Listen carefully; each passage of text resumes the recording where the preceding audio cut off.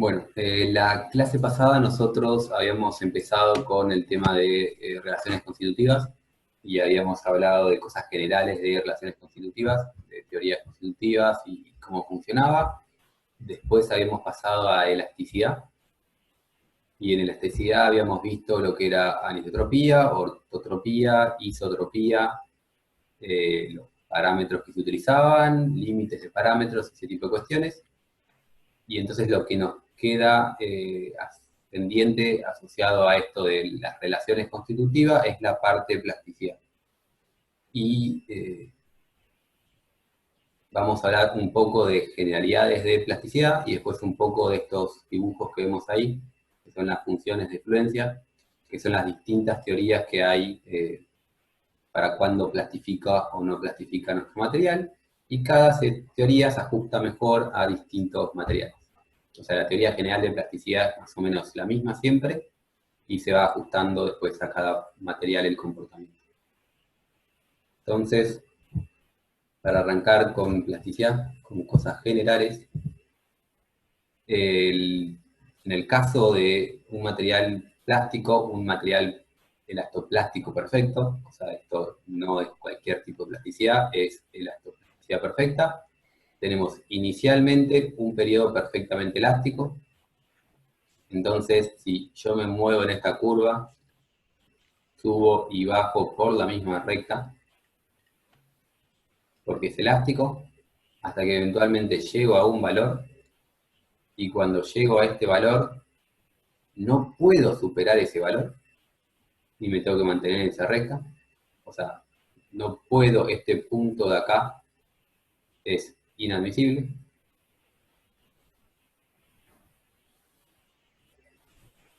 Nunca puedo superar este valor máximo, entonces me muevo en esta recta. Y si en algún momento descargo, se asume que la descarga vuelve a ser lineal y elástica, y entonces me puedo mover de vuelta por esa recta porque vuelvo a estar en un comportamiento elástico. Si la descarga, si descargo completamente material, y con descargar completamente me refiero a llevar la carga a cero, me queda acá abajo un delta L remanente, y por lo tanto me queda una deformación remanente. Cuando hacemos las curvas experimentales, esto de acá es lo que estamos realmente midiendo, y por eso lo dejo. No medimos sigma epsilon, medimos fuerza, desplazamiento, le metemos las hipótesis que tengamos que meterles en función de lo que querramos modelar, y de ahí después sacamos una relación constitutiva entre sigma y epsilon. Lo que necesito es esto, la relación constitutiva, extensión de formación. Lo que quiero modelar en realidad es carga, desplazamiento, para ajustarme a lo que mido en laboratorios y lo que conozco de la vida real. Esto sí tengo plasticidad perfecta. Si en cambio tengo otro tipo de comportamiento plástico, puedo tener endurecimiento, donde el endurecimiento era que aumente el valor de fluencia, y ablandamiento si disminuye el valor de fluencia. Ya habíamos hablado de esto la semana pasada. Casos de endurecimiento tenemos, por ejemplo, en el acero, de cierto rango después de la fluencia, el acero empieza a endurecer. En el hormigón de entrada, la curva inicial de hormigón, si se acuerdan, tenía un periodo elástico más o menos recto, y después empezaba a curvarse. Esa curva ya es endurecimiento, tenía un pico, y si después la curva se va para abajo, es ablandamiento. Entonces, el hormigón tiene un periodo elástico, un periodo elastoplástico con endurecimiento, un periodo elastoplástico con ablandamiento. El suelo es similar, solo que el suelo ni siquiera tiene ese primer tramito elástico.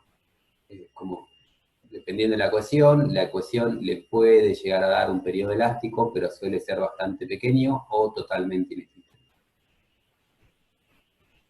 Entonces, estos son los tipos de plasticidad más comunes, y creo que es lo que ya dije.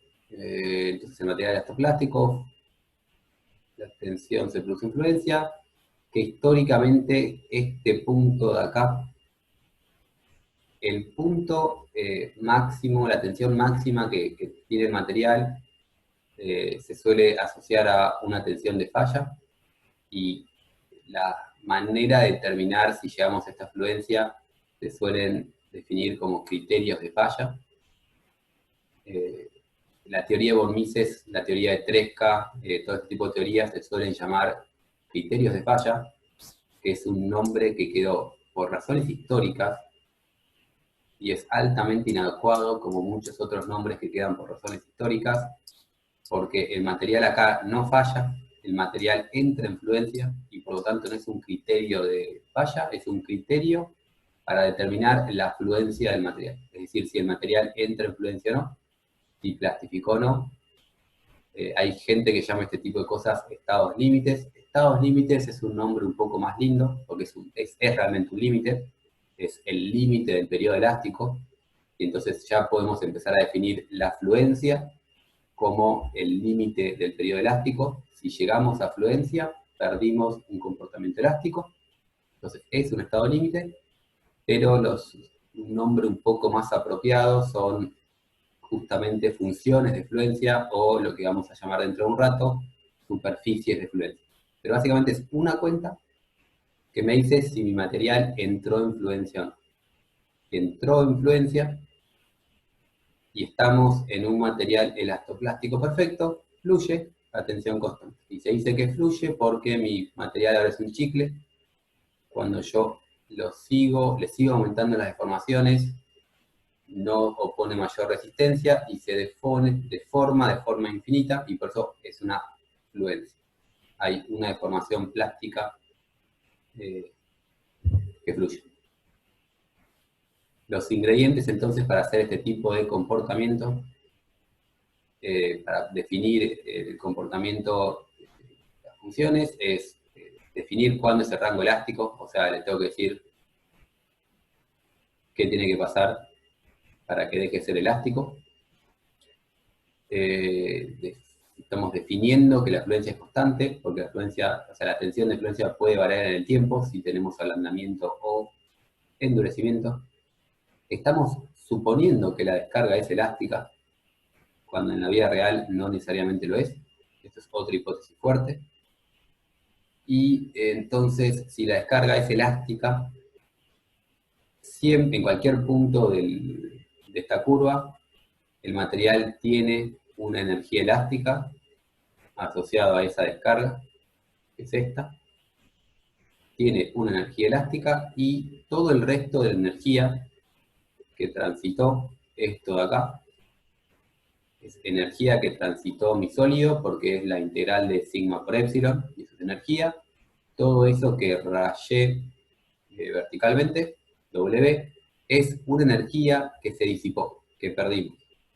Gastamos energía cuando estamos en periodo plástico. Los materiales plásticos disipan energía, los materiales elásticos la conservan y la almacenan.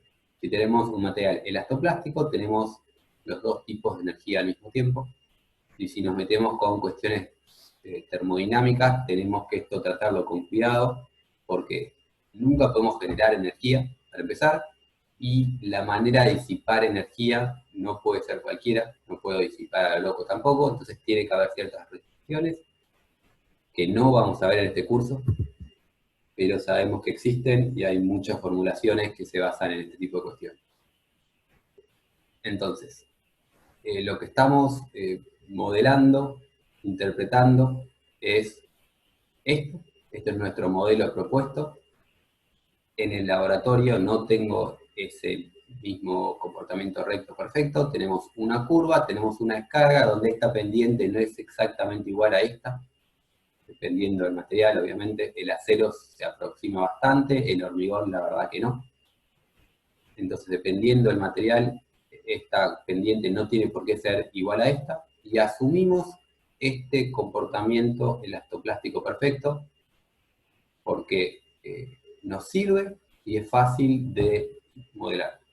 Si no nos sirve, no lo utilizamos, y si conseguimos algo más fácil que nos sirva, siempre usamos lo más fácil que podamos tener. Porque estamos intentando, lo que nos importa en general es el resultado y no la física real del problema más genérico posible. Si nos sirve para lo que estamos haciendo, nos quedamos ahí.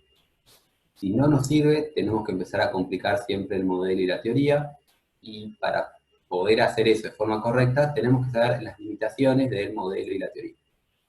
Entonces, si esto es una interpretación, esta interpretación está basada en cierta teoría, y la teoría es lo que dijimos recién, pero lo volvemos a explicar con otras palabras.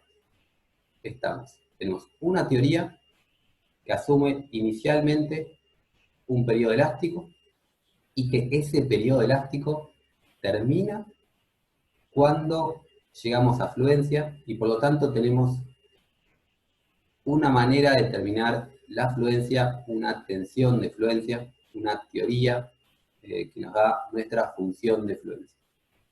Es decir, el valor que plastifica puede ser, por ejemplo, si el máximo sigma principal es igual, y eso si el máximo sigma principal es igual a sigma de fluencia plastifica, pero hay otras teorías, como por ejemplo, si el máximo tau es igual a fluencia, son distintas teorías que nos dan nuestra función de fluencia, que es básicamente, nos dice cuándo mi material deja de ser elástico. Tenemos después una regla de flujo, que nos decía justamente que el épsilon lo podía dividir en una parte elástica y en una parte plástica, que las dos son independientes, y nos dice cómo crece la parte elástica y cómo crece la parte plástica. O sea, en este caso estamos independizando y tenemos una parte donde tenemos solo deformaciones elásticas y una parte que tenemos solo deformaciones plásticas, y de alguna manera estamos diciendo cómo crece este y cómo crece este. Cuando tengo elastoplasticidad con endurecimiento, ambos suceden al mismo tiempo, por ejemplo, y tengo que decirle cómo crece cada uno. Eso se conoce como regla de flujo. Nos dice cómo va avanzando la plasticidad cuando avanza mi épsilon total. Y por último, algo que nos dicta la disipación, porque tenemos que de alguna manera controlar nuestra disipación plástica, y en este caso, al tener tensión constante, es directamente la tensión por el valor de la deformación. Es decir, es el área esta, y el área de ese rombo es esto por esto. Y cualquier teoría de plasticidad, no importa qué tan complicada, va a tener esta misma forma. Un periodo elástico, una función de fluencia, una regla de flujo y una regla de disipación. Discúlpame, Felipe, ¿podrías repetir lo de la regla de flujo? Sí.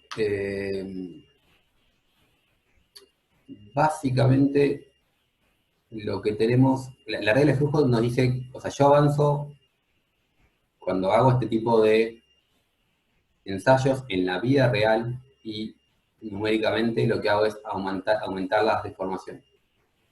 Y cuando yo aumento la deformación, lo que aumento es la deformación total. La regla de flujo me dice, al aumentar mi deformación total, cómo va aumentando mi deformación plástica. Entonces, cuando estoy en el periodo elástico, como estoy en el periodo elástico, la deformación plástica es igual a 0. Y cuando entro en fluencia, me dice que la deformación plástica es igual a la deformación total, en este caso particular. La regla de flujo entonces me dice cómo va avanzando mi deformación plástica. ¿Se entendió? Sí, gracias. En este caso es sencillo y es trivial y parece absurdo. Cuando tengo elasticidad es todo elástico, cuando tengo plasticidad es todo plástico, pero no siempre es tan sencillo.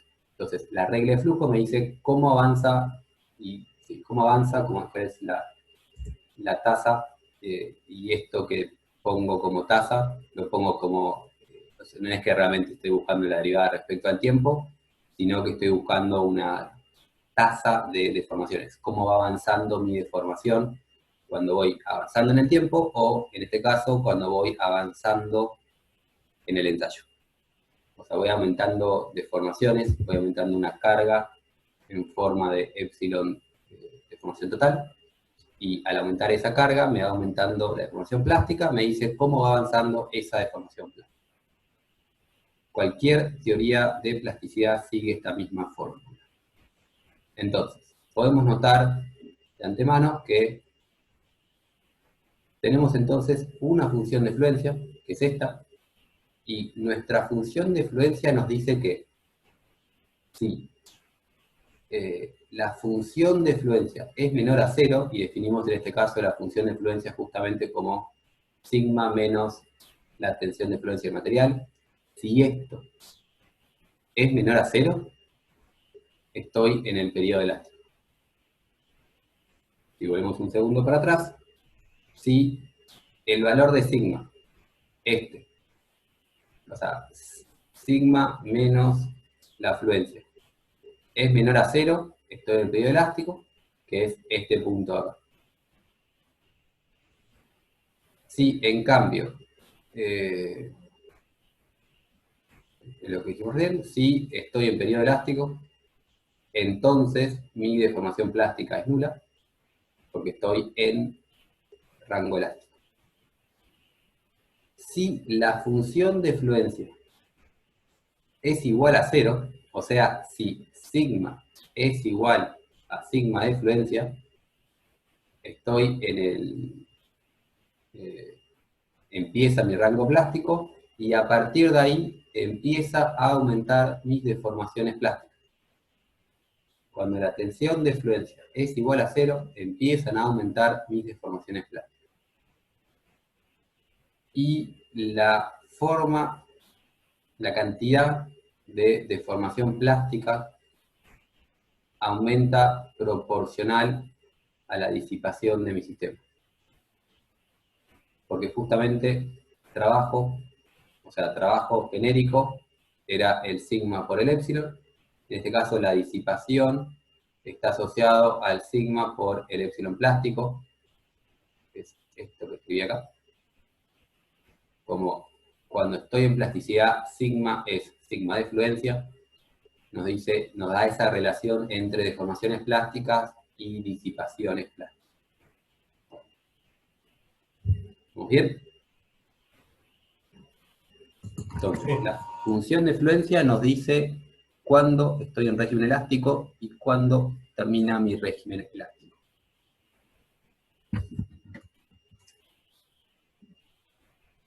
Si simplificamos esto un segundo y lo llevamos a una barra, a un elemento unidimensional, lo que tenemos entonces es que básicamente yo tengo mi barra la estiro, y si la tensión generada por esta fuerza es menor a fluencia, el material no falla.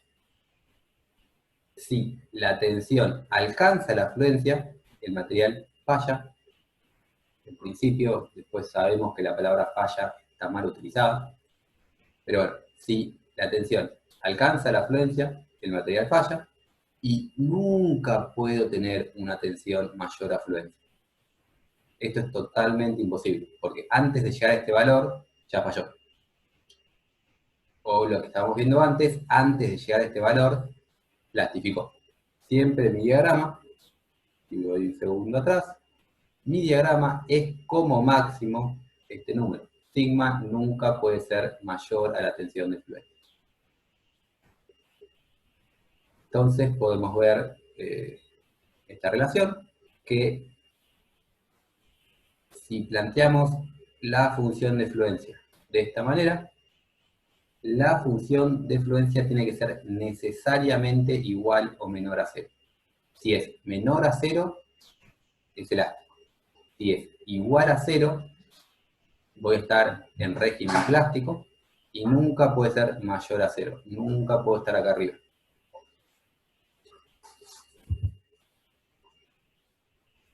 Esto que estamos dibujando de esta manera es cuando tenemos mi barra unidimensional y tenemos un sigma y un epsilon.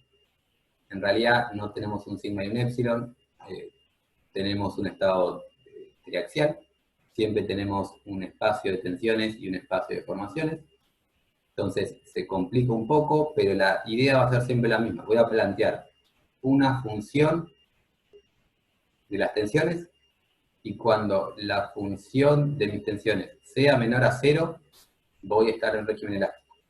Cuando la función de mis tensiones sean iguales a 0, voy a estar en régimen plástico y nunca puedo estar sobre esta función. Esta función, o sea, el límite de mi función, es entonces esta rectita. Siempre tengo que estar de esta rectita para adentro.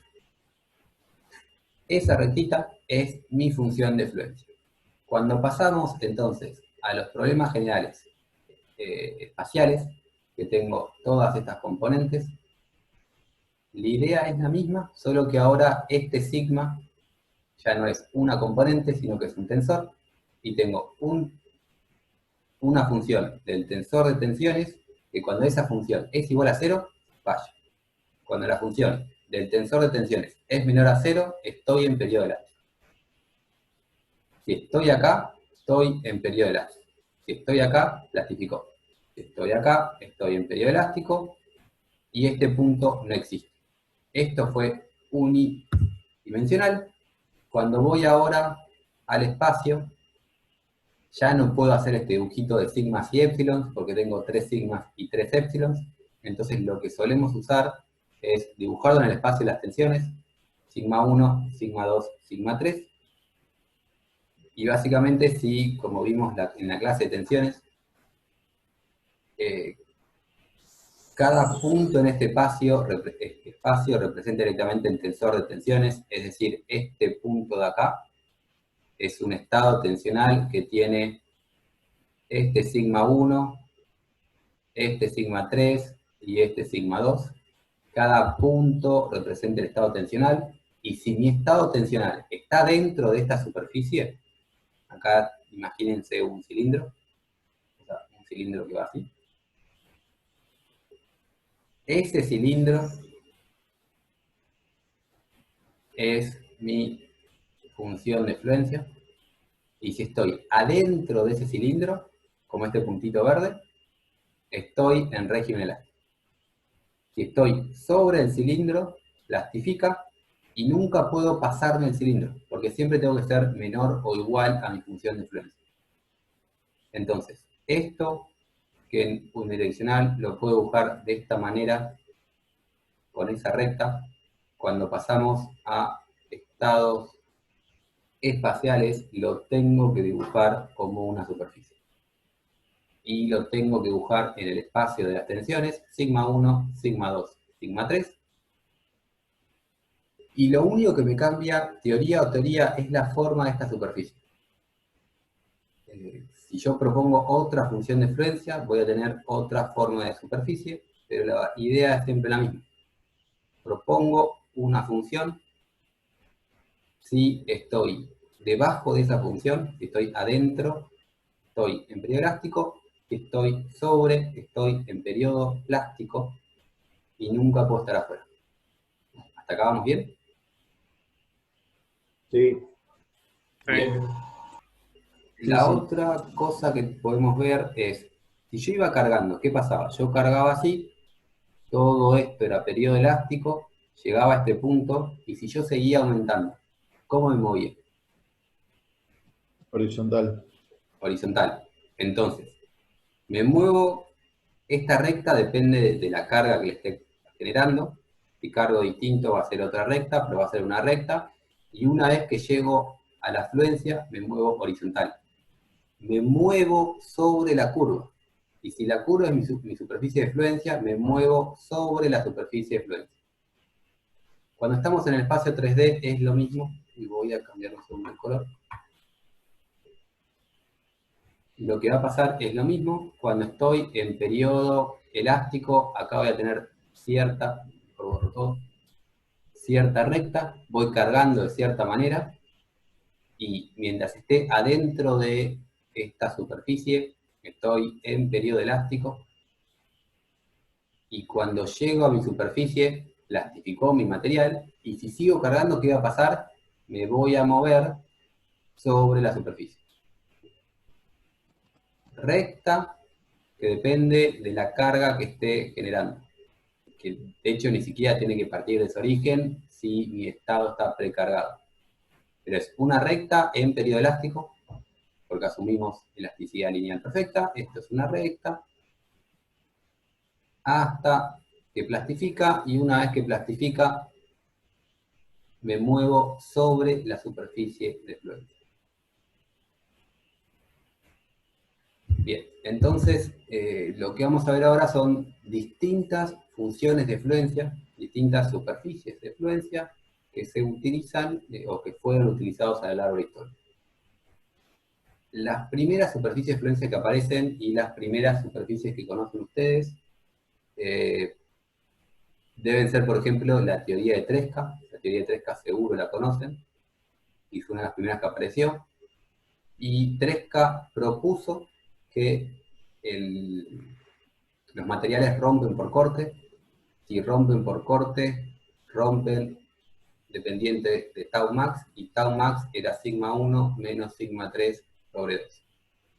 Entonces, Tresca propuso esta función de fluencia, que esto es proporcional al tau max, y si el tau max era menor que una constante, estamos en periodo elástico. Si el tau max es igual a la constante, entré en periodo plástico. Entonces, la superficie que me define el periodo plástico es cuando la superficie es igual, cuando la función es igual a 0, y si dibujo esa función, me queda este dibujito acá. Es decir, para 3K, este es un... ¿cómo se llama esto? Tiene 6 lados. Hexágono. Gracias. Un hexágono, y es un hexágono cilíndrico, no me sale la palabra, o sea, es un hexágono que siempre tiene el mismo área interna, que está centrado en mi eje. Siempre que dibujo esto es sigma 3, sigma 2, sigma 1, siempre lo estoy dibujando en el espacio de las tensiones, y es este hexágono, esta superficie, que está centrado con mi eje hidrostático. O sea, esa línea roja que está en el medio, que intenté dibujar por arriba con el violeta, es mi eje hidrostático. Es la teoría que propuso Tresca, y vemos, por ejemplo, para Tresca que si yo tengo presión nula, o si yo aumento la presión del material, si estoy acá o si estoy acá, como el hexágono es el mismo, la presión hidrostática no me afecta mi superficie de fluencia, y mi material rompe en función de... ¿Qué color se puede llegar a ver? Así, ¿entiende? En función de qué tan alejado estoy de mi eje hidrostático. Y qué tan alejado estoy de mi eje hidrostático es ese.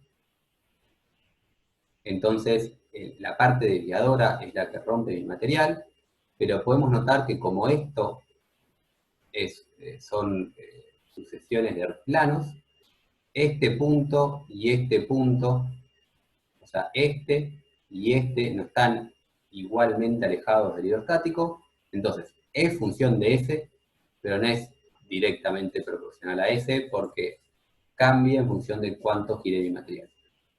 ¿Entiende esto que intenté explicar? Sí, pero no se entiende por qué, debe ser por la teoría, por qué cambiaría, digamos, la composición de la sigma 1, sigma 2, sigma 3, el material rompería distintas tensiones. Sí, eso honestamente tampoco tiene sentido. Es una propuesta. 3K no estaba pensando en ese tipo de cuestiones, creo. Me parece que 3K directamente pensó esto, rompe según tau max, y no se puso a pensar que eso llevaba a la conclusión de que entonces es distinto en función de sigma 1, sigma 2, sigma 3. O sea, el giro este, el ángulo este que tiene ese vector, que era lo que habíamos llamado en algún momento ángulo de Lode.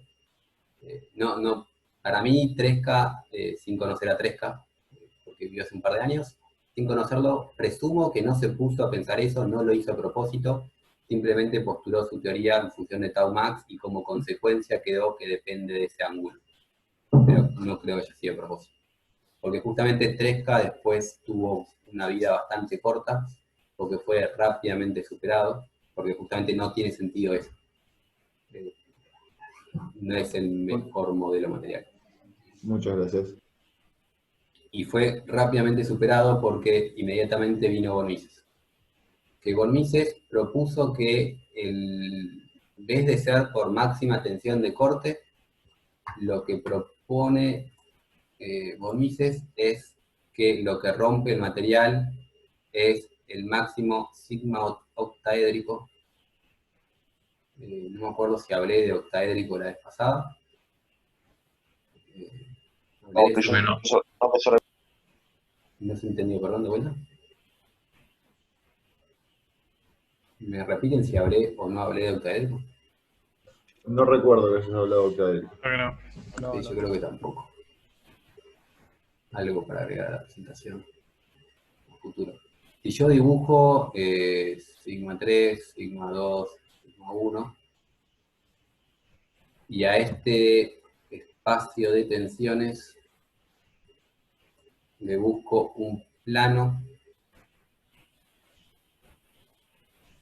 perdón, si ahí lo dibujé mal, no es sigma 3, sigma 2, sigma 1. Esto es la dirección 3, la dirección 2 y la dirección 1. O sea, así como yo hacía en X y Z, hacía mi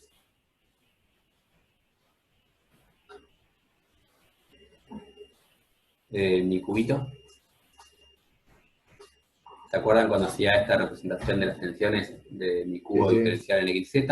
Hago lo mismo con 1, 2, 3, y con 1, 2, 3 busco un plano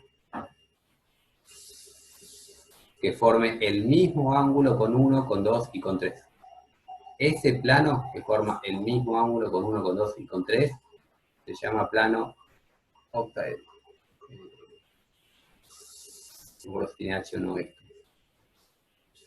Después lo tenemos bien escrito, así que no copien esa palabra porque no me acuerdo cómo se escribe octaédrico. Pero ese plano es el plano octaédrico y las tensiones asociadas a ese plano son las tensiones octaédricas.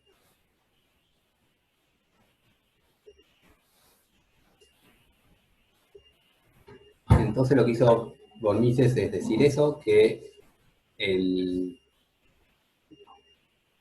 material falla según las tensiones octaédricas, que en realidad las tensiones octaédricas son 8 planos, pero son 8 planos con las mismas tensiones, y tienen un sigma normal y un sigma tangencial asociado. Lo que propuso von Mises es entonces que el criterio falla es en función de las tensiones octaédricas, y llegan a esa expresión horrible que están ahí abajo, que ven acá, en función de sigma 1, sigma 2 y sigma 3. Si la escriben en función de X y Z, queda más horrible aún, porque tienen que tener las componentes transversales, tangenciales.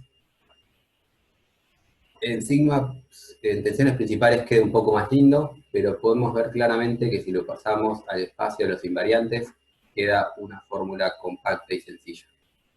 Y por esto es que usamos tensiones principales y por esto es que usamos invariantes. Los invariantes no son un capricho de que son invariantes de un tensor, y les cuento que existen el invariante para hablar de tensores. Existen invariantes porque hay muchísimas teorías, muchísimas. Me animo a decir que creo que la mayoría de las teorías que se utilizan están en el espacio de los invariantes, y por ejemplo von Mises, que está planteado en principio en función de las tensiones octaédricas, resulta ser que terminó dando una función de fluencia en función de J2, donde J2 era el segundo invariante del tensor desviador. O sea, el sigma lo dividía en el esférico y en desviador, le calcula el segundo invariante al tensor desviador, que creo que estaba como parte del TP, y el segundo invariante del tensor desviador es el J2, y la teoría de Von Mises se reduce a raíz de 3J2 menos una constante, igual a ser que esta constante es la tensión exponencial. Esto se puede reformular para que sepan como raíz de J2 menos otra constante igual a 0, y entonces este tipo de funciones mucha gente lo llama directamente plasticidad J2.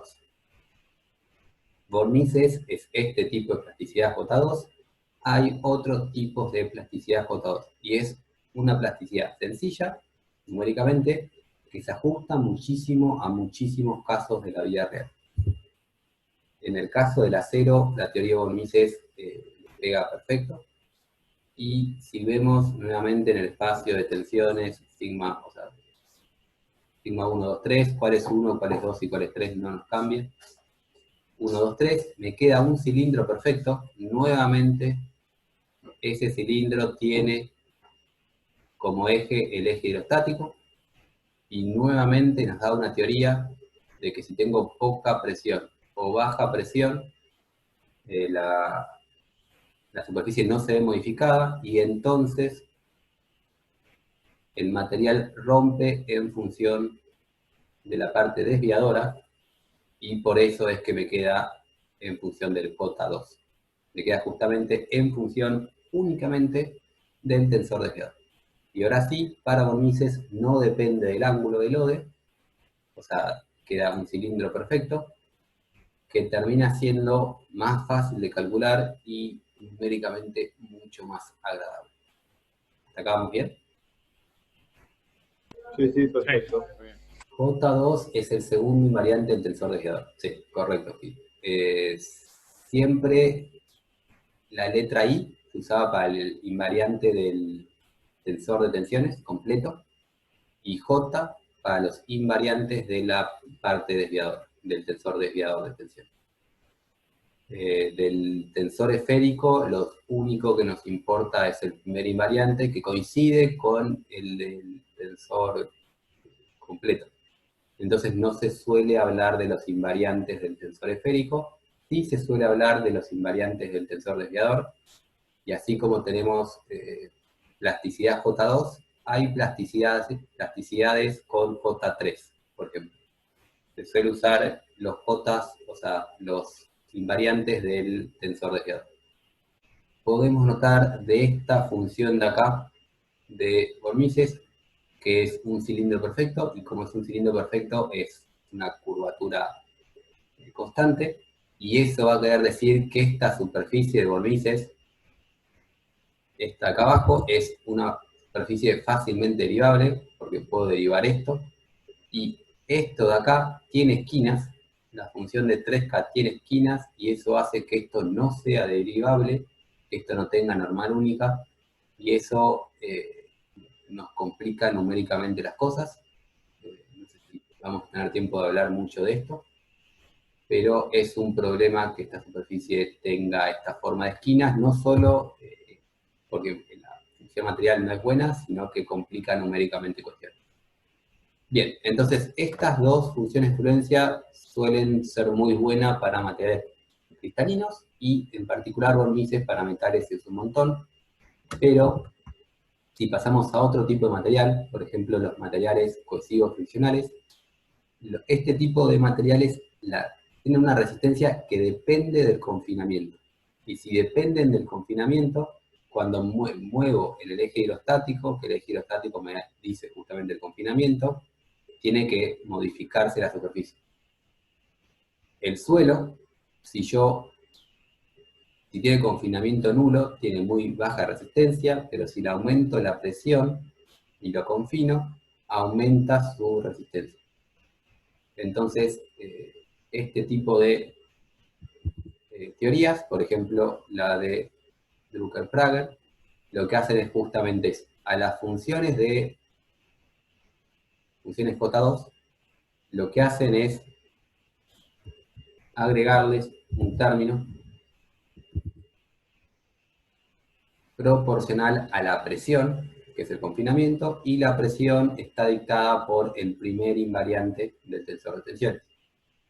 Entonces, esto de acá, que vemos ahí, es, por ejemplo, la función de influencia de Drucker-Prager, que es extender a Mohr-Coulomb, agregándole el término que depende del primer invariante para tener este tipo de forma.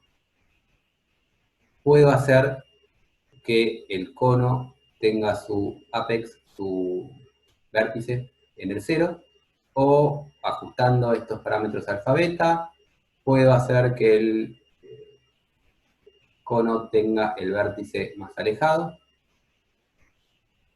de forma que me quede esto así, y esto de acá, esta parte, me da la resistencia del otro signo. Si estamos hablando de materiales cohesivos friccionales, para allá tengo compresión. Y es algo que cuando dibujamos estas superficies nos olvidamos de mencionarlo porque estamos acostumbrados a que es así, pero cuando la vemos por primera vez hay que decirlo. Los materiales cohesivos friccionales como el suelo o el hormigón aumentan su resistencia cuando los comprimen. Entonces van aumentando su resistencia cuando los comprimo. Entonces aumentan en el sentido de la compresión. A tracción, el suelo, si no tiene ningún tipo de cohesión, no resiste nada. Si tiene algún tipo de cohesión, resiste algo, y es la parte que agrega la parte cohesiva. Y entonces esto es la resistencia a tracción. En tracción resiste menos, y cuando voy comprimiendo resiste cada vez más. Para allá es compresión. Esta cola de acá nos da una idea de cuánto resiste a tracción y depende de la cantidad de cohesión que tiene el material. El hormigón es exactamente lo mismo. El hormigón se comporta de una manera muy similar a esto. La única diferencia es que el hormigón tiene una cohesión enorme en comparación a un suelo. Entonces, en el suelo la parte cohesiva es bastante baja en muchísimos casos, suele ser más o menos despreciable. En el hormigón no es para nada despreciable, porque la mayoría de la resistencia que tiene el hormigón es por cohesión.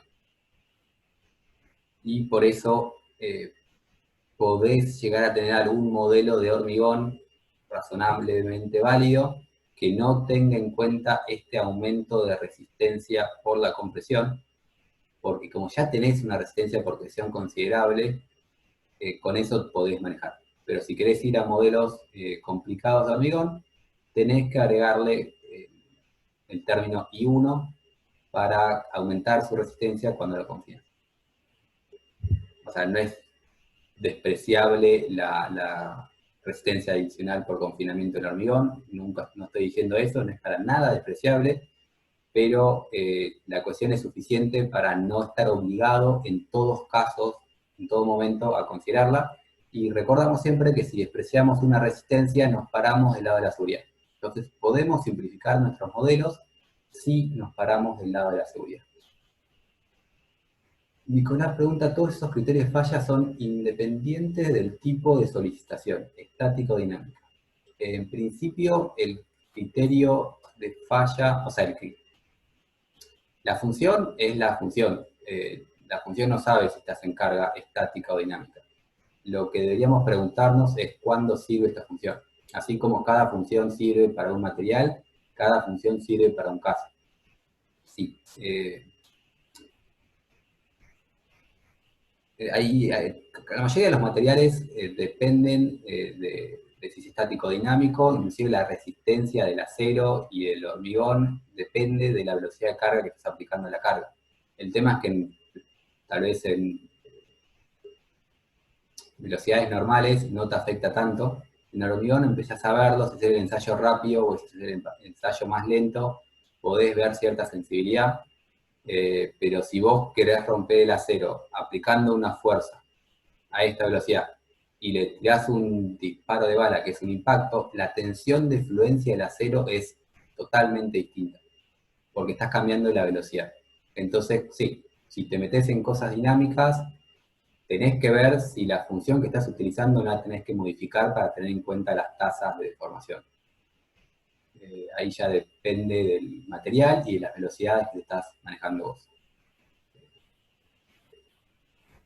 Hablamos de que los materiales, por ejemplo, que el acero no tiene comportamiento viscoso. Y mentira, ustedes saben que el acero tiene comportamiento viscoso, que el acero tiene deformación diferida. Entonces, el acero depende, el comportamiento del acero en realidad depende de la tasa de deformación, y si estás en cosas dinámicas con grandes cambios de deformaciones, lo tenés que tener en cuenta y tenés que utilizar un modelo material que tenga en cuenta eso, y por lo tanto, un modelo material viscoso, o viscoplástico, o lo que corresponda al material. Y de eso no sé mucho y estoy hablando un poco sin saber. Consulta de Tresca, ¿se sigue usando? Ya que, como comentaron ahí, tiene ese problema de que depende de la dirección No sé si desviador.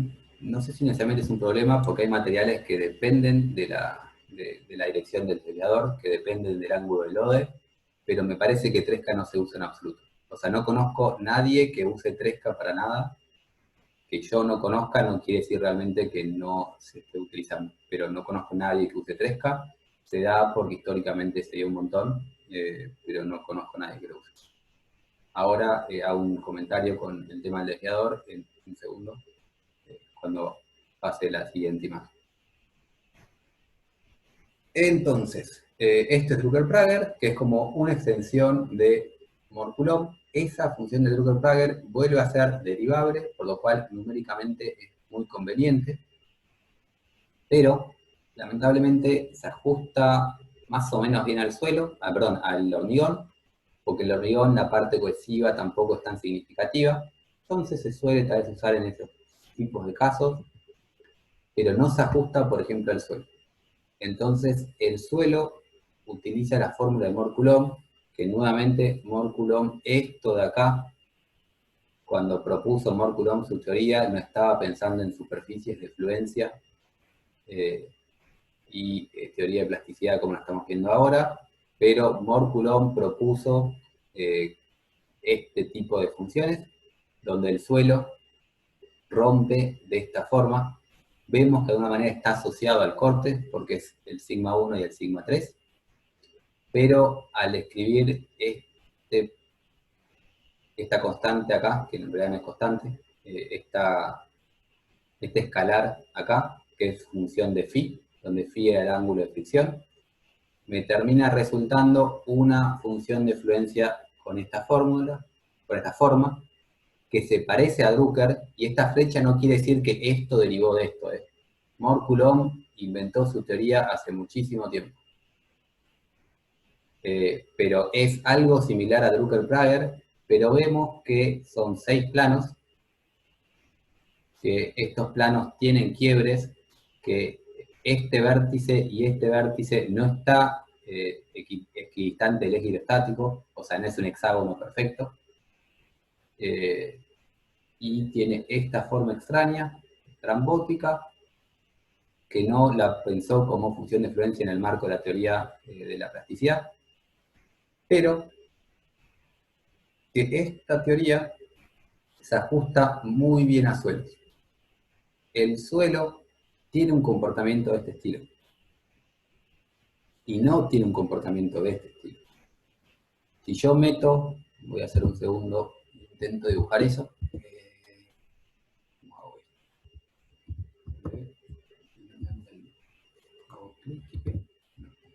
Tengo que ir con mouse y buscar la pluma.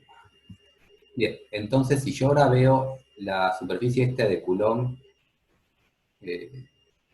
tengo acá un eje hidrostático, y si hago esto borro todo, bien, aprendimos que borramos todo. Tengo acá mi eje hidrostático, y lo veo al eje hidrostático de frente, intento hacer Mohr-Coulomb, me queda 3 puntitos equidistantes y 3 puntitos un poco más separados. Junto eso y tengo esa especie de hexágono no regular.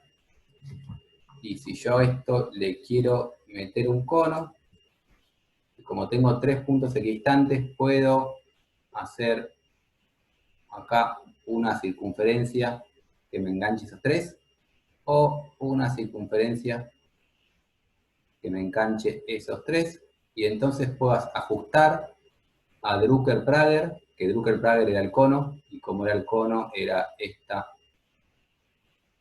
circunferencia. Puedo ajustar un cono que me enganche esos 3 puntitos y me enganche la parte de adentro de Mort-Coulomb. O puedo ajustar Drucker-Prager para que me enganche la parte de afuera de Mort-Coulomb, pero no puedo enganchar exactamente igual Mort-Coulomb. Y por lo tanto, puedo utilizar tal vez un Drucker para modelar algo de suelos, pero Mort-Coulomb da mejor, esa es la forma de Mort-Coulomb se ajusta más al comportamiento del suelo. Y por lo tanto, aunque Drucker es numéricamente conveniente en ciertos aspectos, como acá, voy a de vuelta a cambiar el color a esto. Discúlpame, cuando decís se ajusta más, la única manera de saberlo es empíricamente, ¿verdad? No, o sea, el Mort-Coulomb es, una vez que existió Mort-Coulomb, o sea, no digo si se ajusta al suelo o no, se ajusta a Mort-Coulomb. Mort-Coulomb es esa cosa roja. Mort-Coulomb es eso, matemáticamente es eso, y Drucker-Prager es el violeta afuera. Cuando digo que Drucker se puede ajustar a Mort-Coulomb, me refiero a eso.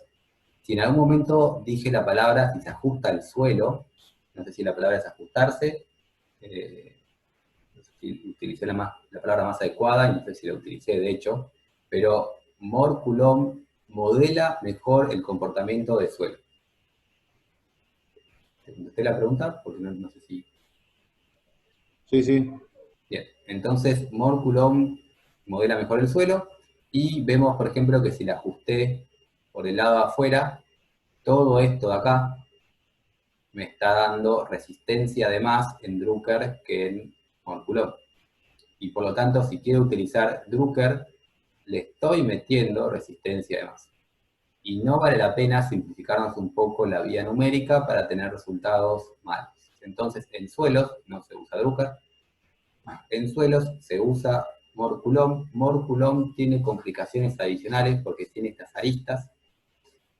Esas aristas generan un poco problema, pero tampoco nos complican la vida. Entonces, la gente que suele usar suelos, suele usar mucho Mort-Coulomb y otras teorías y otras superficies que van complicando y ajustándose mejor al material. Vemos, por ejemplo, entonces que Mort-Coulomb, borro esto y vuelvo a lo anterior,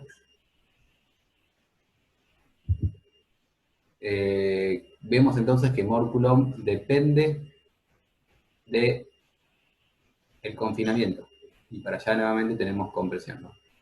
Depende del confinamiento, entonces depende de I1, depende de qué tan alejado estoy del eje hidrostático, y por lo tanto va a depender de J2, pero como yo al girar esta flecha, esa flecha y esta flecha no es la misma, depende del ángulo del ODE, que era cuánto giraba al girar eso, y por lo tanto depende de J3. Entonces tenemos modelos J3. El tema es que Mort-Coulomb no lo escribió en esta forma matemática, lo escribió como esta fórmula que vemos acá, con tensiones principales. Entonces no existe, aunque se puede, es complicadísimo, explicar, formular Mort-Coulomb en función de los invariantes, y me arrepiento inmediatamente de no tener la presentación. Entonces vinieron posteriormente, alrededor de la década del 50, me parece, no recuerdo bien, 1950, gente que ya conociendo esta batería de matemática, vuelvo a hacer mi dibujito, y agarró y hizo funciones que si yo tengo mi Mort-Coulomb, hizo funciones matemáticas en función de los invariantes, lindas derivables que van copiando esta forma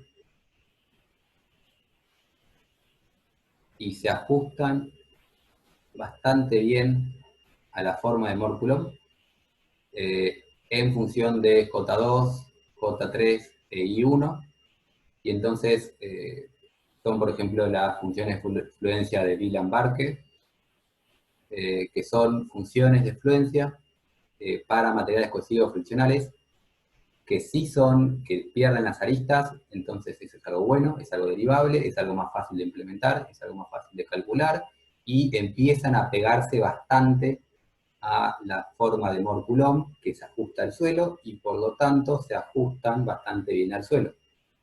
El tema es que tienen otro tipo de complicaciones en el medio, entonces al día de hoy se sigue utilizando Moore-Coulomb, no se utiliza Wieland-Barke, y las complicaciones de Wieland-Barke es que si logramos una función derivable que se ajusta perfectamente a nuestra curva, la manera que lo hizo Wieland es poniendo algo así como 7 o 9 parámetros materiales, y cuando alguien hace un estudio de suelo no tiene ni cerca 7 parámetros independientes, entonces terminan siendo inutilizables. Moore-Coulomb se ajustan con el ángulo de fricción y la cohesión, eso es fácil de calcular en laboratorio, entonces Moore-Coulomb sirve, es práctico. Hay cosas mejores, pero menos prácticas, entonces no se suele usar en ingeniería. Hay otras teorías de suelo, hay otras superficies de fluencia, pero no vamos a darle más vuelta a esto. ¿Llegamos bien? Sí, una consulta. Ahí en la ecuación de Moore-Coulomb las únicas variables son sigma 1 y sigma 3, ¿no? Porque no entiendo cómo se grafica eso, porque yo si tengo esas dos variables me quedaría un plano, no 6 planos. Tengo sigma 1 y sigma 3, que en realidad no es sigma 1 y sigma 3, es...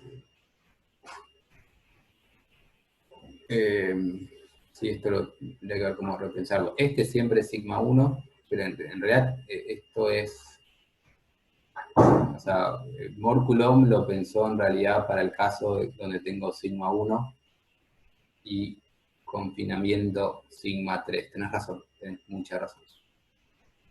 Esta fórmula que tenés acá arriba es para el caso donde tenés un confinamiento sigma 3 y esta flecha está mal.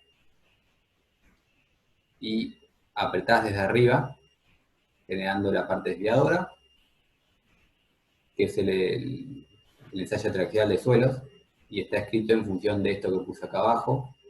Esto de acá es cuando generalizás este dibujito para estados generales, y no, porque cuando en el triaxial, ¿cuánto vale sigma 2? Sigma 3. Sigma 3. Entonces está postulado para el caso donde sigma 2 es igual a sigma 3, y en realidad entonces estamos hablando de cuando tenemos solo dos cosas, sigma y tau, que lo puedo escribir como sigma 1 y sigma 3, o como sigma y tau, y ahora sí tienen la formita de Moore-Coulomb que ustedes conocían, que deben sonarles más así. Y esto era la cohesión, esto era el ángulo de fricción, y si estoy acá, estoy en periodo elástico, si estoy acá, plastifica, y si acá, no existe. Como lo escribí, funciona únicamente, vuelvo antes, para el caso sencillo. Cuando lo generalizás, y no lo hizo Moore-Coulomb, sino que justamente cuando existió esta matemática, alguien se ocupó de intentar pasar Moore-Coulomb al espacio espacial y te queda esa forma. Tienes razón, no es tan trivial como lo estoy haciendo parecer. Tenés que jugar con 1, 2 y 3, y justamente las aristas van siendo cuando cambia el caso, si agarro 1 y 2, o 1 y 3, o 2 y 3, y voy cambiando ese tipo de cuestiones. Claro, claro, o sea, esa ecuación sería solamente de un plano, después tendrías que generalizarla para tener todos los otros. Claro, exacto. Perfecto, gracias. Bien. Voy a volver un segundo para atrás para explicar una cosa que me olvidé de poner. Entonces dijimos, ¿sacamos bien? Y esto anótenlo porque no lo tengo en ninguna diapositiva. Gracias. Entonces tenemos ese eje girostático y cuando yo cargo con cierta recta y cuando le pego a la curva, a la superficie, ¿qué pasa? Sigue por la superficie. Sigue por la superficie de fluencia. Y entonces voy a hacer ese mismo cilindro ahora simplificado para, por ejemplo, sigma epsilon. Tenía sigma epsilon. Y esto es más anecdótico que otra cosa, para que tengan las palabras en la cabeza, porque no tenemos tiempo de estudiarlos. Si a alguien le interesa, hay otros cursos en otros lugares. Yo cargo y cuando llego acá, me muevo en la superficie de fluencia, ¿no? Numéricamente no avanzo así, sino que avanzo de forma discreta. Llego hasta acá y con este epsilon tengo este sigma. Pongo este epsilon, pongo este sigma. Pongo este epsilon, pongo este sigma. Pongo este epsilon y numéricamente el programa quiere hacer esto. Ir acá. Va ahí, a ese punto, y decimos la función es mayor a 0, esto es inadmisible, y entonces tengo que volver a mi superficie de fluencia, no puedo pasarme, ¿no?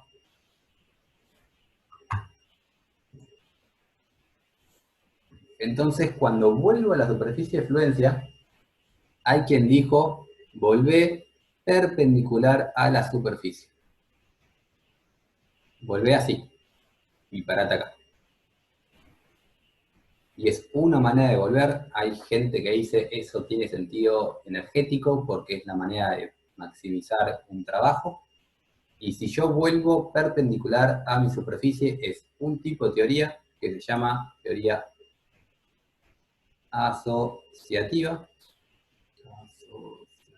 Y esto lo digo simplemente para que sepan que existen estas cosas, y si quieren estudiar esto hay que hacer otra materia para meternos más en detalle. Pero bueno, este tipo de teoría es una teoría asociativa, pero no tenés por qué realmente volver perpendicular a esa superficie, y la gente puede proponer otras cosas. Si no volvés perpendicular a la superficie de fluencia, en contraposición a ese nombre, se va a llamar no asociativo. ¿Eso se entendió? Sí.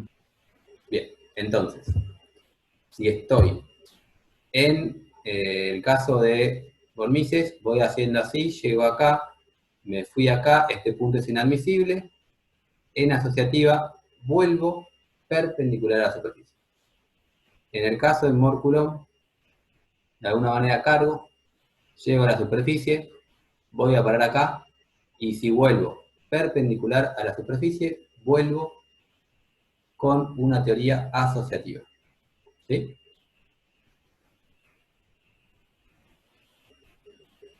Bien. Es una manera de volver, pero como dijimos antes, puede volver en otras direcciones, y de hecho los materiales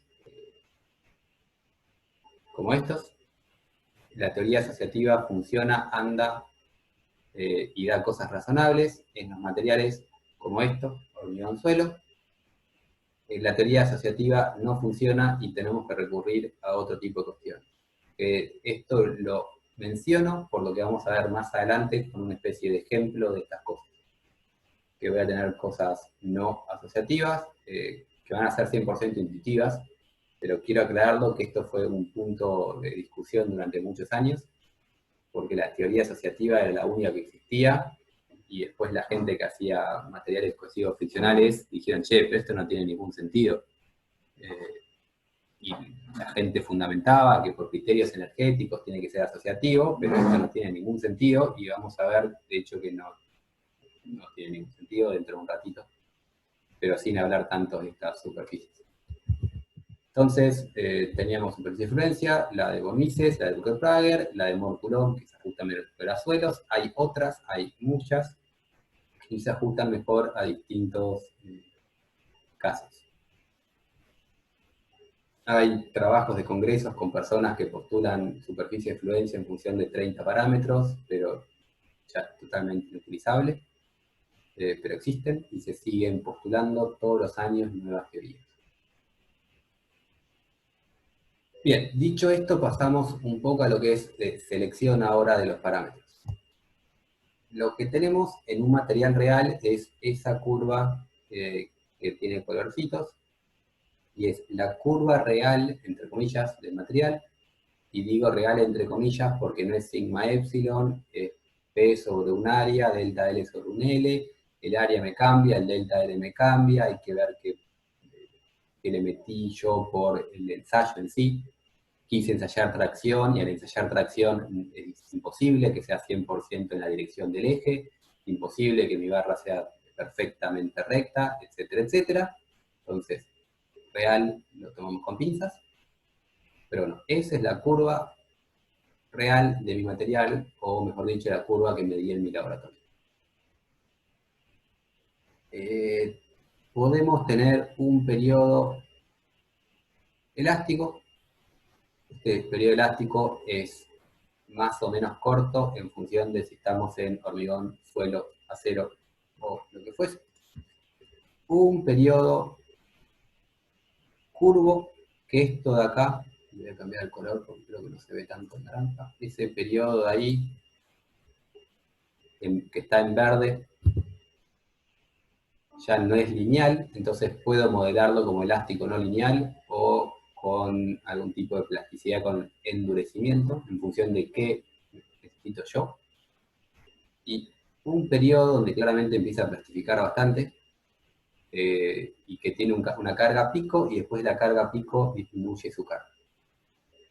Eso es la curva real, y entonces generalmente el módulo de elasticidad lo solemos definir como esa rigidez inicial, pero ese no es el módulo de elasticidad del material, es el módulo inicial, porque si yo quiero trabajar con un material que se comporte, está más o menos, digamos, desde acá hasta abajo, que trabaja con este nivel de tensiones o este nivel de deformaciones, me va a dar bien, pero si yo quiero seguir avanzando, estoy poniéndole algo muy rígido, porque el material progresivamente va bajando su rigidez.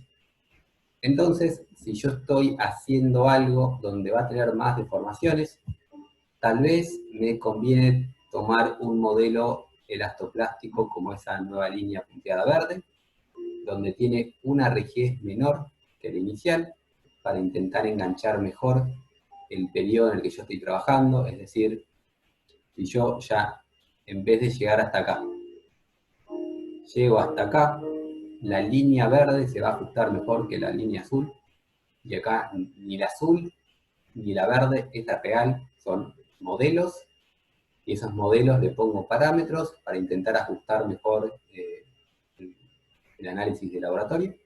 Entonces, si estoy en el caso 1, la azul funciona bien, en el caso 2, la verde funciona bien, pero si sigo aumentando, tal vez tenga que seguir bajando mi rigidez para intentar captar bien la parte elástica de la curva. Ahora, no solo tengo que, o sea, esto si estoy intentando captar deformaciones elásticas, y elijo un segundo para atrás, si elijo la azul o la verde, si estoy intentando captar deformaciones elásticas. Ahora, si yo estoy intentando modelar carga última, y quiero únicamente la carga máxima, poner este valor como sigma de fluencia funciona bastante bien, porque estoy captando bien la carga máxima del material. El problema que tengo, o sea, si quiero captar carga máxima, esto no tiene ningún problema si es que apenas llega un punto de todo mi sólido a esta tensión, ya di por hecho que la estructura falla.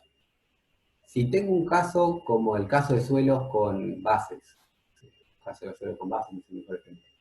Si tengo el caso, por ejemplo, de un tablestacado, que en el tablestacado, en la parte de abajo se me concentran las tensiones, plastifica un montón cierta área, ese punto va a deformarse plásticamente una magnitud no despreciable, y en esos puntos voy a estar manejando deformaciones ahora como esto. Si yo modelo todo como el verde, estoy diciendo que cuando tengo deformaciones como lo que quiero modelar en 3, en realidad voy a tener lo que tengo acá arriba. Entonces voy a estar cometiendo cierto error.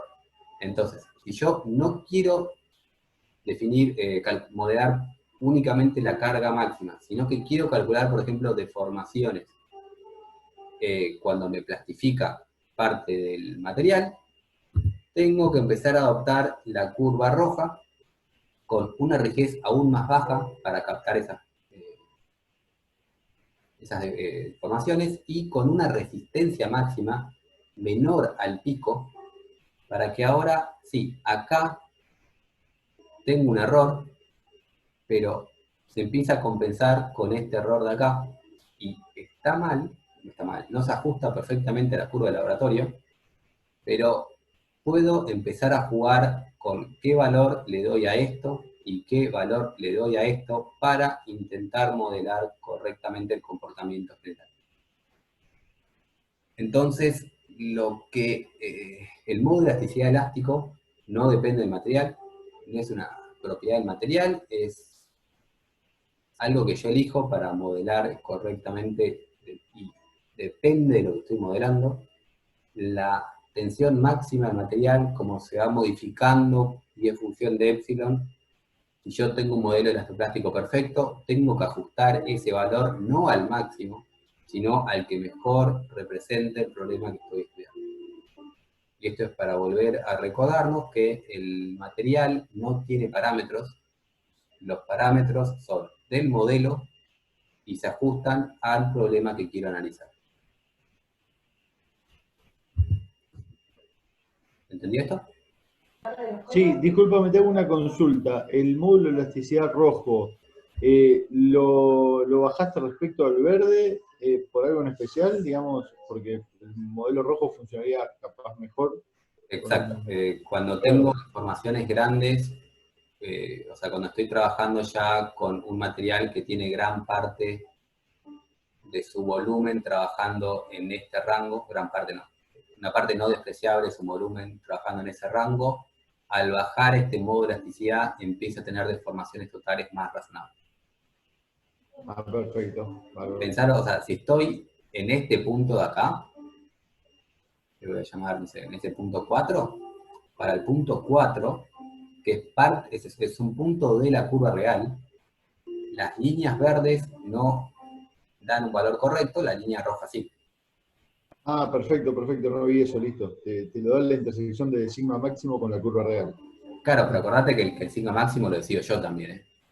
Sí. Pero es uno que se ajusta en el promedio de lo máximo Sí, que tampoco, aunque tampoco necesariamente tiene que ser esa intersección. Tiene que ser un valor por ahí cerca, puede ser, o sea, puede ser un valor que tengas una diferencia, pero intentando que lo que te pasás de un lado se compense con lo que tenés del otro para que el valor final sea comparable con la realidad. Perfecto, bárbaro. Pero así, el E y el sigma lo ajusto yo a ojo, o en realidad no a ojo, como quiero, para que después pueda modelar bien el problema que quiera estudiar. En aceros esto no importa, porque los aceros suelen ser dos rectas bastante rectas, pero mientras menos recto es, más complicado es ajustar parámetros. Para que tengan una idea, el nuevo reglamento de hormigón, creo que ya lo hablamos un poco, pero el hormigón hacía eso, y el nuevo reglamento como que les dice un cuadrado así. ¿Y cuánto mide esto? ¿Y cuánto mide esto? Es justamente lo mismo que estamos hablando. Son medidas que tienen más fundamento empírico de a ver qué pasa en la realidad y qué número le tengo que poner a A y qué número tengo que poner a B, para que si yo modelo este cuadrado me dé algo parecido a la realidad.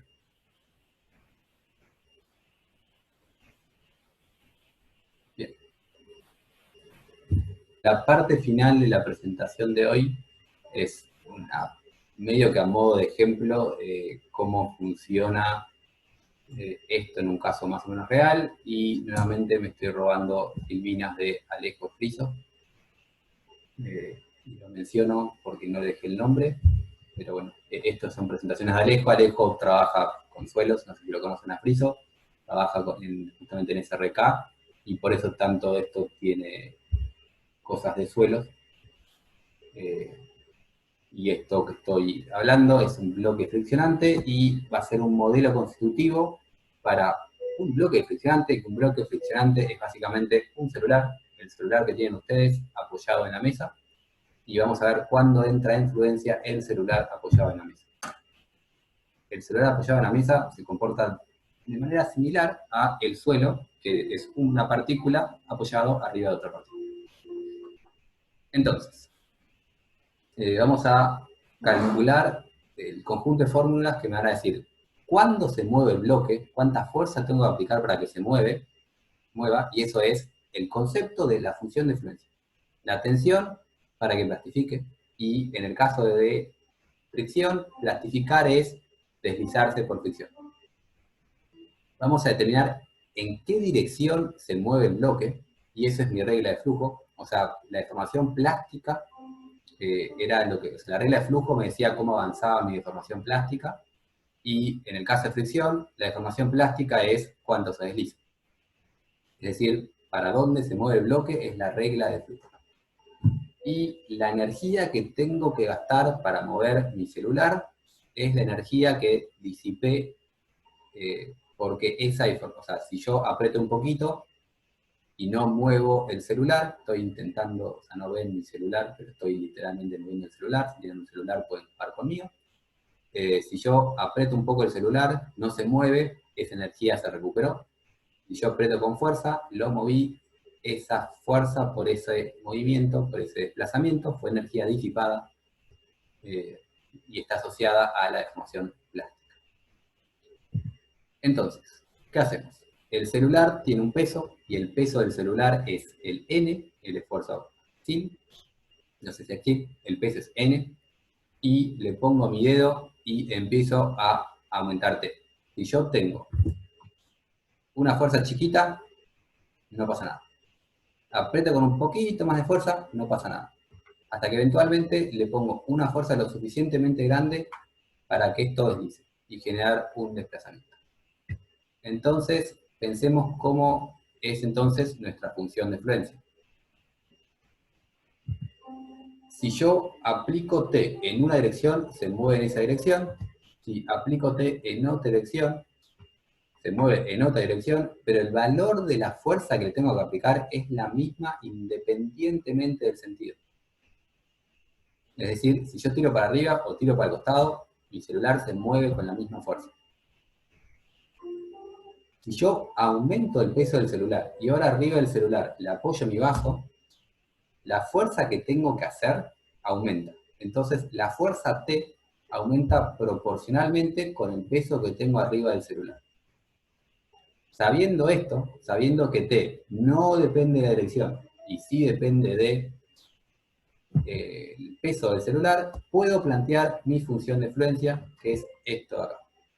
El módulo de T, porque no me importa la dirección, el módulo de la fuerza T, que es lo que tengo en x al cuadrado, más lo que tengo y al cuadrado, raíz, menos un coeficiente, una constante, por la normal es igual a 0. Es decir, si aumento n, aumento la función de fluencia, y al aumentar n, aumenta proporcionalmente a cierta constante, que ustedes saben es la constante de fricción. Esto es la función de fluencia. Me dice cuándo desliza mi celular, y por lo tanto, cuándo entró en periodo plástico. Esto es una función de fluencia.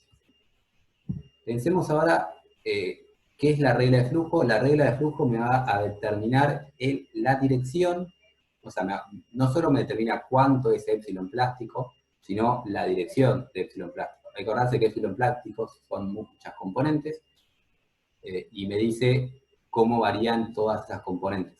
Eso me determina diciendo la dirección en que plastifica.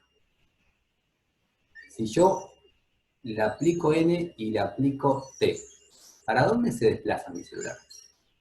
¿Mi celular se desplaza en la dirección de N?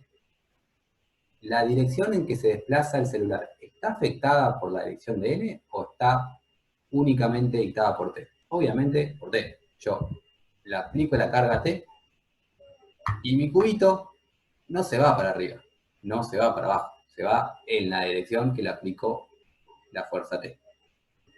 Si yo duplico N y le vuelvo a poner el vaso encima y le vuelvo a aplicar la fuerza, no me cambia la dirección. Es totalmente independiente de N. Y el bloque nunca se levanta, nunca se despega, nunca se va para abajo, se desliza por la mesa. Entonces tenemos que escribir una función que nos dice justamente eso. ¿Qué dirección toma el desplazamiento? Y vemos entonces, si yo aplico una fuerza acá, voy a hacer acá, la regla de flujo también se llama potencial plástico, y acá me quedó mal escrito la palabra potencial plástico, pero bueno, cuando hablo de regla de flujo, es lo mismo que potencial plástico. Vemos que si yo aplico esta fuerza, se desplaza en esta dirección. Si yo aplico esta fuerza, se desplaza en esta dirección. Entonces, la dirección está únicamente dictada por la fuerza T, entonces puedo postular una función. Esto es el concepto de potencial plástico, y esto me olvidé de modificarlo un poco para simplificarles las vidas a ustedes. La dirección está dictada por la fuerza T, y la derivada de esto, que es un potencial plástico, y si esta parte no se entiende, no se preocupen, si se quiere entender, pregunten. La derivada de esto me va a decir para dónde se mueve T y cuánto se mueve T. Se va a mover proporcional a la fricción, a una constante. Vamos a ver, en principio se mueve proporcional a una constante y se mueve en la dirección de la fuerza T. El desplazamiento tiene la dirección de T, entonces si yo puedo plantear una función tal que si la derivo, me da la dirección en que se mueve mi cubito. Mi cubito se mueve en la dirección de T y proporcional a cierta constante. Entonces, lo que había dicho, si volvía, no sé si había dicho, tenía una función de fluencia. Esta función de fluencia me dice cuándo se mueve el cubito, y si yo dibujo esa función de fluencia me queda esto de acá. Me queda algo que cuando aumento el peso del cubito, aumenta la fuerza que le tengo que hacer al cubo. Entonces, la resistencia depende del esfuerzo, del peso del celular, y por lo tanto la resistencia se ve afectada y va aumentando a medida que voy bajando. Esta distancia es la fuerza T que tengo que aplicar, y apunte en donde apunte, la fuerza que tengo que aplicar es siempre la misma, y por eso es proporcional a la distancia al centro. Esto es mi función de fluencia. Ahora, cuando yo desplazo mi cubito dijimos que se desplaza en la dirección de la fuerza T. Entonces, cuando mi cubito falla y mi cubito plastifica, la plastificación tiene que ser en la dirección de la fuerza T. Si yo planteo una ley asociativa donde cuando vuelve según esta dirección perpendicular a la superficie, estaría intrínsecamente planteando que mi carrito sale volando, mi carrito se levanta, mi celular se va para arriba, mi celular no se va para arriba, se tiene que deformar de esta manera. Entonces, la forma de volver a la superficie tiene que ser en la dirección de la fuerza T. Entonces, tengo que postular una teoría donde sea la dirección de la fuerza T.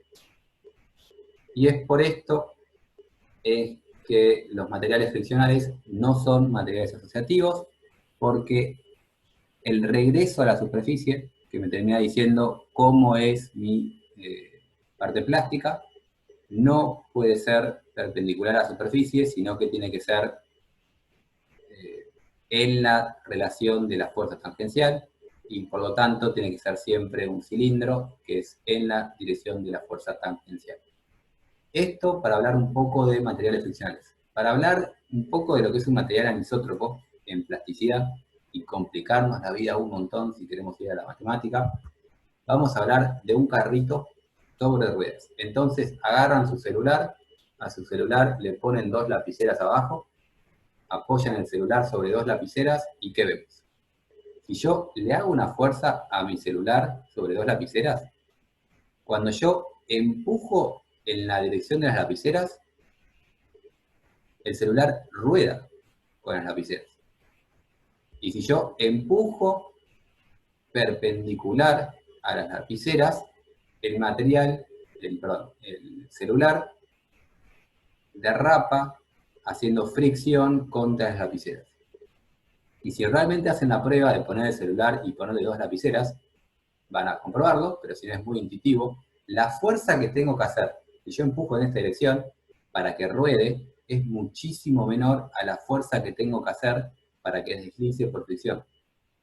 Entonces, este nuevo material, que es celular sobre lapiceras, tiene un comportamiento anisotrópico, porque no es el mismo el comportamiento en esta dirección que el comportamiento en esta dirección.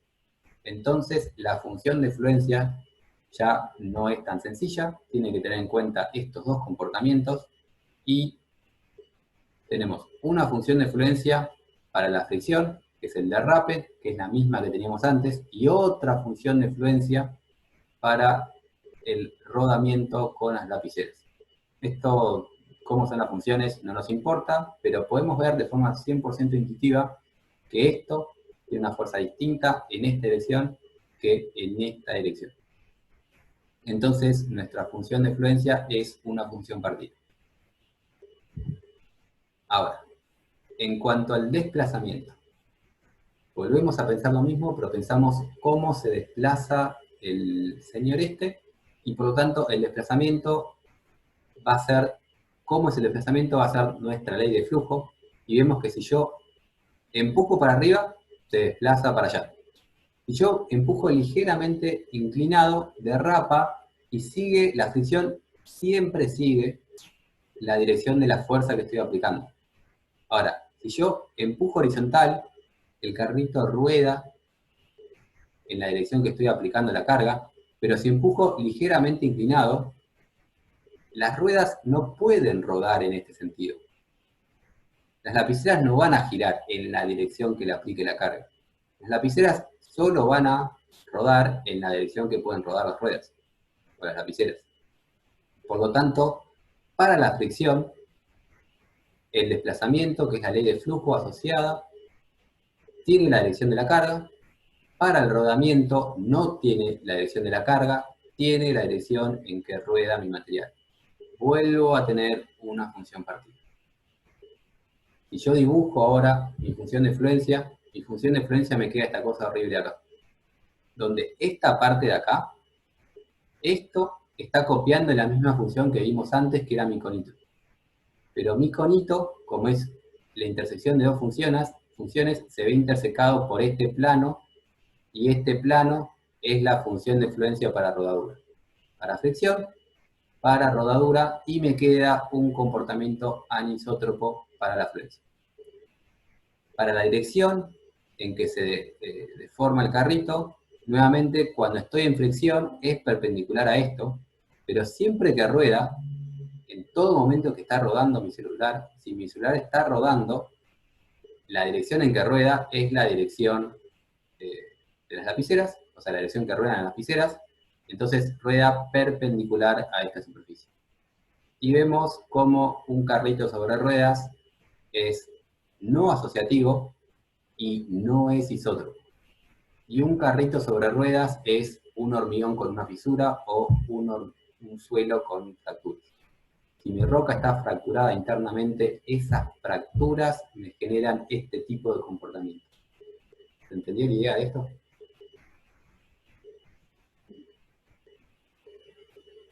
¿Alguien me está escuchando? Sí, sí. Sí, ok. Sí, la diferencia entre los dos Sí. gráficos me quedó medio Sí. en el aire. Entre estos dos, o sea, estos dos era para el caso de fricción, y esto me decía cuándo fallaba, y esto me dice en qué dirección se desplaza cuando falla, y la dirección siempre es perpendicular a esto, digamos. Es decir, si yo tiro acá, se desplaza en la dirección que tiré. Entonces, si yo tiro acá y estoy acá, se desplaza perpendicular al cilindro, entonces se desplaza en esta dirección. Este gráfico, esta superficie, me dice cómo se desplaza perpendicular a esto. Y esto me dice cuándo falla, cuándo se desplaza. Cuando Una pregunta pasamos... de la anterior, que decías que la deformación plástica no depende de la dirección de la carga ahí. No depende, perdón, no depende de sí depende de la dirección de la carga, pero no depende Bueno, de la carga total, no depende de T y de N, o sea, no depende de toda la carga, depende únicamente de la parte desviadora. A eso me quería referir. No Ajá. depende de la carga total, depende de la dirección desviadora, que es la T. Ah, El desplazamiento bien. tiene la dirección de T.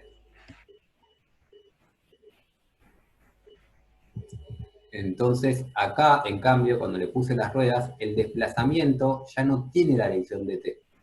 Tiene la dirección de T en este comportamiento de fricción. Pero cuando rueda, y yo le pongo esta fuercita chiquitita, rueda para allá. Y ya en este caso de que rueda, el desplazamiento dejó de tener la dirección de T. ¿Cuándo esa fuercita es chiquitita y cuándo es más grande? Porque en realidad hay un punto en el que se corta y esa T violeta pasa a ser una T roja. Sí, en este punto acá. Perfecto. Básicamente esto que estoy dibujando acá es la fuerza, esto es la fuerza que tengo que hacer para que mi material ruede. O sea, tengo que aplicar esta fuerza en esa dirección. Si yo aplico, o sea, lo dibujo al costado, tengo que aplicar esa fuerza en esa dirección para que ruede, y le aplico la fuerza en la dirección en que rueda. Si yo le inclino, tengo que poner una fuerza un poco más grande, de forma que la fuerza, el módulo, la componente, en la dirección que ruede es la misma. Y esto es la fuerza que tengo que aplicar para que ruede. Esto de acá es la fuerza que tengo que aplicar para que deslice. En este punto particular, ambas son iguales.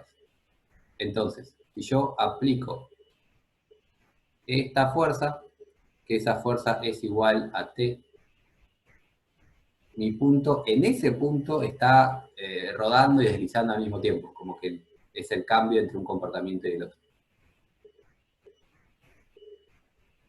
Perfecto, bárbaro. Y esto es simplemente para dar casos y explicar por qué pasan estas cosas. Y la anisotropía es esto.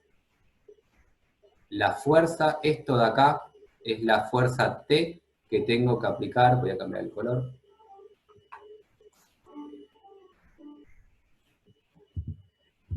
Voy de vuelta.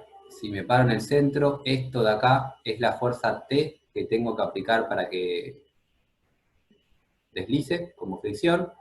Y esto de acá es la fuerza que tengo que aplicar para que ruede. Y tiene un comportamiento claramente distinto según la dirección. Esto que estoy dibujando acá, si ven la forma, tiene una forma así. ¿Se ve esa forma? Sí, sí. Curva, recta, curva, recta. Si vamos para atrás, es lo que quiero dibujar acá. Curva, recta, curva, recta. Eso es mi superficie de fluencia. Y como depende de la cantidad de peso que tiene, cuando aumento mi peso, esa formita, esa misma formita, va agrandándose y achicándose. Y me resulta esto. Me dice cuándo falla. La dirección en que falla, la dirección en que desliza, me lo dice esto. O sea, desliza perpendicular a esto. Cuando estoy acá y mi carrito es algo 100% friccional, desliza en la dirección de T. Y cuando cambio T, cambia la dirección que desliza perpendicular a T.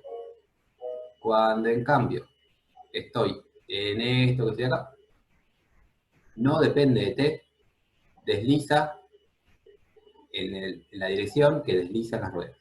Entonces tengo un comportamiento claramente anisotrópico, depende claramente de la dirección, y claramente no asociativo, porque el dibujo de la izquierda no es el dibujo de la derecha, dependiente de la presión. Esto que estamos viendo es el comportamiento constitutivo más complicado que pueden llegar a tener prácticamente.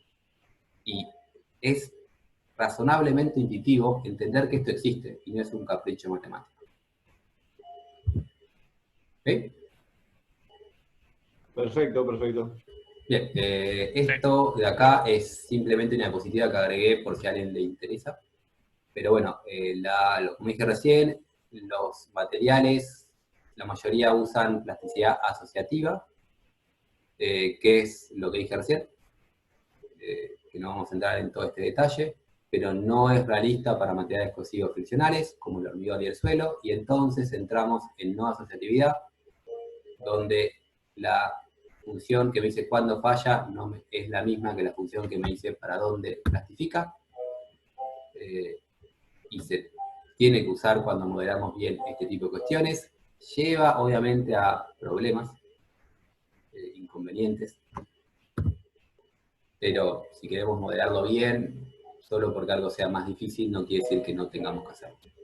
Y cuando nos metemos con materiales con fisuras, por ejemplo, el comportamiento es este comportamiento anisotrópico que intenté explicar anteriormente, y podemos utilizar funciones de fluencia que justamente modelen esa anisotropía, ajustando las direcciones para que en este caso esta dirección es distinta a estas dos, se ve claramente. Entonces vamos ajustando nuestra función de influencia para que ya no sea simétrica respecto al eje hidrostático. Gracias, hidrostático. Y una manera es haciendo plasticidad anisotrópica, otra manera de intentar modelar esto es, no, le meto una junta, le meto una interfaz, le meto algo que intente modelar este tipo de cuestiones, modelo explícitamente todo lo que tengo en el medio, mesomecánicamente, y hay ese tipo de modelos, pero esto ya es hablar de modelos numéricos y no de teoría.